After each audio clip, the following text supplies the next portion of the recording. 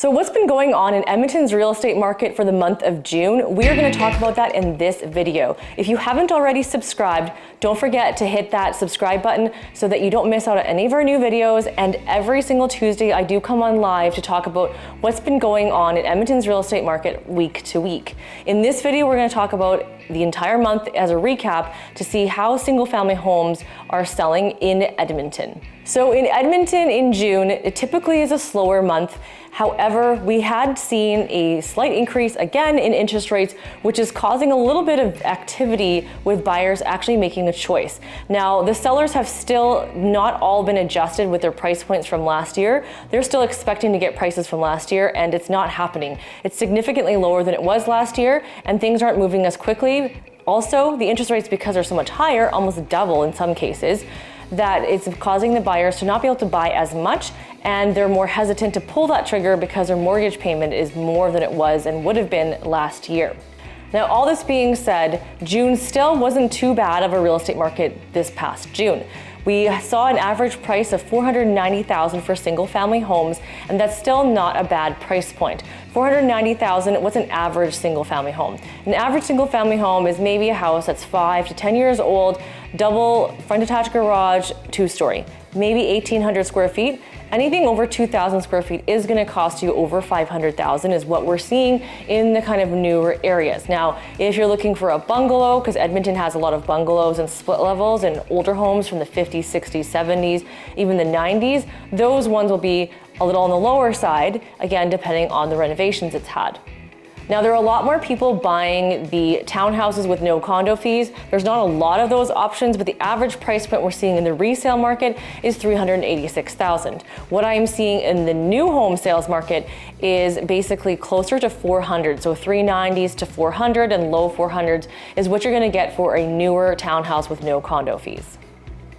So if you look at the new listings in June, so what came onto the real estate market for all of Edmonton, everything included, it was 2,574 listings. These are brand new listings, whether they're condos or single family home. The Edmonton Real Estate Board pulled this statistic together. If you take a look at that number, we're down by 5% from last month. And if you look at year to date, we've had 13,000 new listings come on the market, and that's significantly lower than it was last year.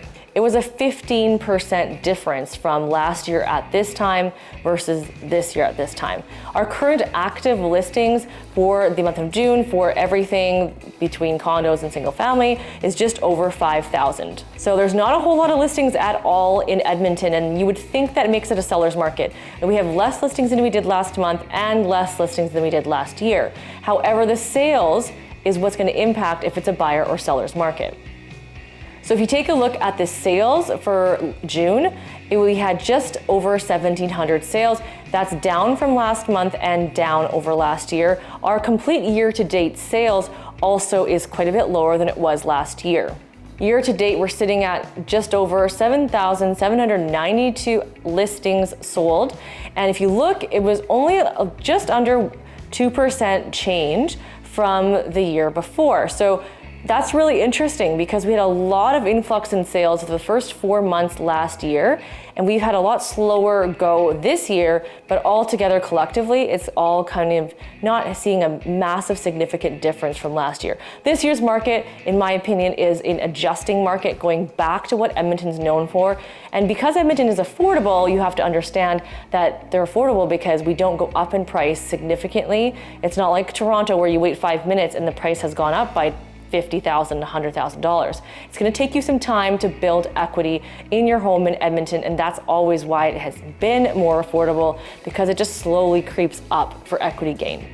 So the average days on market to sell a single family home right now in June was 40 days, and last year at this time it was 29 days. So it is taking a lot longer to sell properties, and there's a reason for it. I mentioned it earlier when I talk about when sellers are hoping for a higher price and buyers are not as quick on the draw because they have this interest rate looming coming to them. Now, this being said, the interest rate that have gone up is also going to affect the sellers. If the sellers are looking to get out of a higher mortgage, they're going to also need to sell. So I think we're going to start to see the market start to balance here in summer and fall as people start to understand hey, we've got to make this move. Next year, my prediction is that it will be more of a balanced market.